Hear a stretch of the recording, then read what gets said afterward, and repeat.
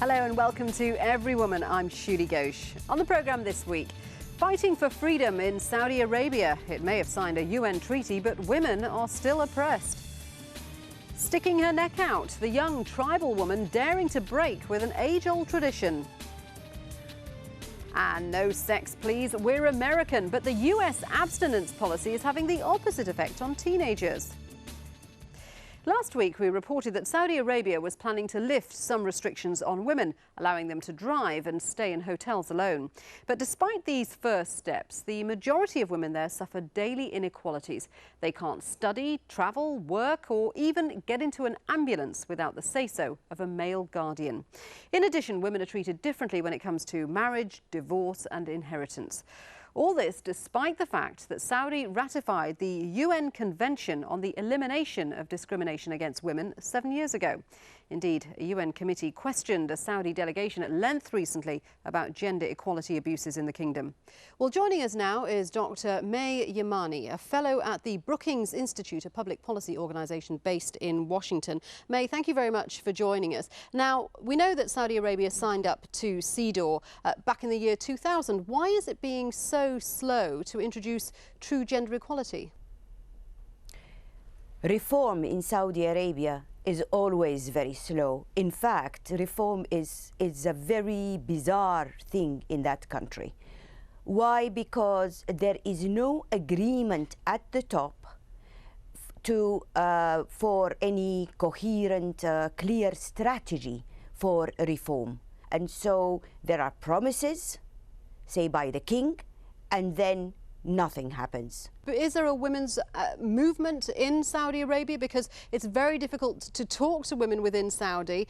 There are different movements in Saudi Arabia where women are talking openly, whether on the websites, whether on in the media, about the need to end these policies of discrimination, about equality, about changing reforming the judiciary process, about their need for freedom of movement, freedom of expression, more equality, opportunities for employment. So many of these jobs are defined according to the religious clerics, the Wahhabi clerics, as not suitable for the nature of women. And these women today, who form half of the graduates, university graduates, are saying, if we're allowed to study law, for example, give us the right to get a license and practice law. There are so many areas where the women are aware that this is their right from their religion, as well as something that all the neighboring countries enjoy. We know that a United Nations women's rights expert is due to visit Saudi Arabia. Do you think that the kingdom will react to the kind of international scrutiny that it is now coming under as far as gender equality is concerned? Yes, definitely. The sustained pressure and exposure of these cases of inequality and injustice will make a very big difference, as in to boost, to support the demand of the Saudi women themselves. So as we saw, for example, in the case of the girl of Qatif, that has led the king, King Abdullah, to pardon the woman. They were punishing a victim, and the exposure, that was of course harmful for the image of Saudi Arabia as a modern country. The girl from Qatif, we should explain, is the gang rape victim that we've reported on before on Everywoman, who was sentenced to 200 lashes but then was exonerated by King Abdullah. Do you think that, slow though it is, we will see changes in Saudi Arabia and women will gain more rights? There is a movement, there is demand, it's gaining momentum, there is pressure, domestic pressure for change, for reform in Saudi Arabia. And the authorities, and especially the king, who has been promising reforms, is going to have to meet some of these demands. Well, we will be following the progress of the women's movement in Saudi Arabia, but for the moment, thank you very much indeed for talking to us. Thank you.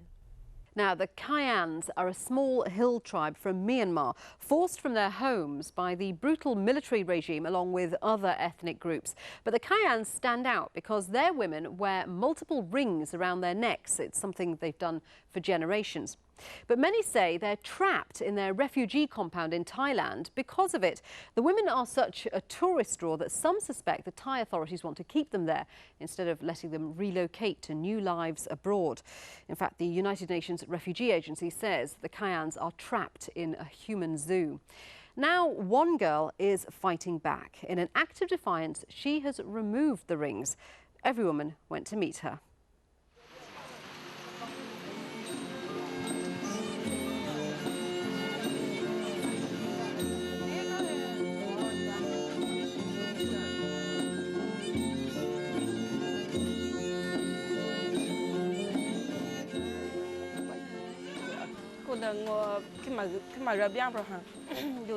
I remember when I was 5 years old, before I had the rings, I was crying because I wanted to put them on. I said, "Mom, please can I put on the rings?" My friend who was the same age had them on, and I wanted them too. I thought they looked pretty. Like all women of Burma's ethnic Kayan group, 22-year-old Zamba started wearing the elaborate neck coils when she was just a girl.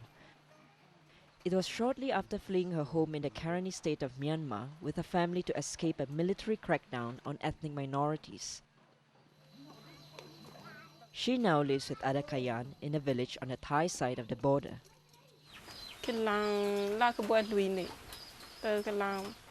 We walked through the jungle for 2 weeks. I was only 4 years old. But I remember that we didn't have enough food. Many of the people in our group got sick. They got malaria and other illnesses. I remember I cried a lot. But the promise of a new life in a free country was to be short-lived. The colorful long-necked women of the Kayan are lucrative tourist drawcards. Zamba says her family was denied permission to be resettled in a third country and the education opportunities that would have given her.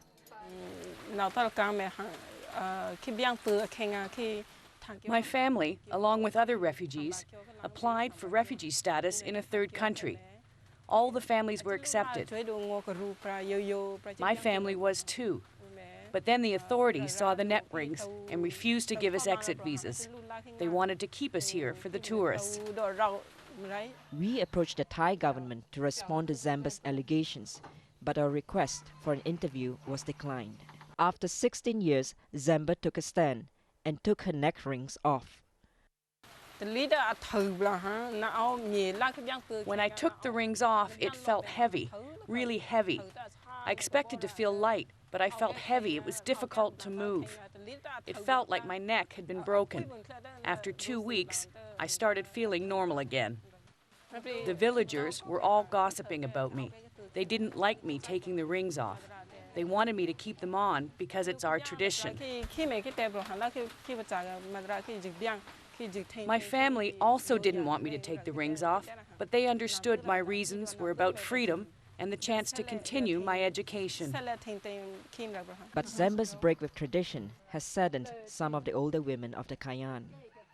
But now, the young people not like. No, some people not like tradition. The old people before, every people put the net for the tradition. No, some people not like can put the net this one.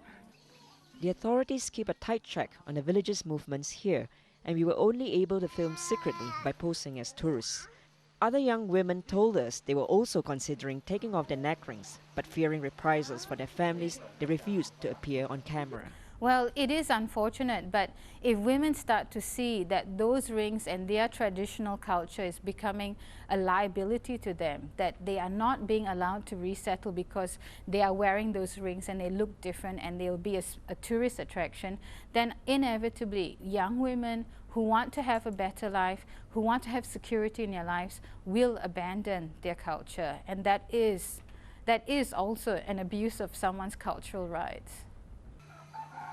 Zamba plans to reapply for refugee status and hopes to study abroad.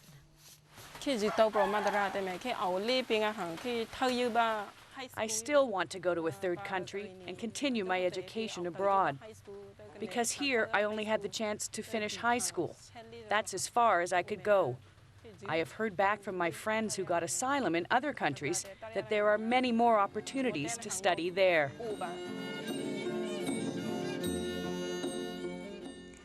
And we'll let you know what happens with Zamba and the rest of her tribe. Coming up, the US government's position on sex education is clear. Abstention is best. But is it working? Despite promoting events like purity balls, America's teenage pregnancy rate is rising. Join us after the break.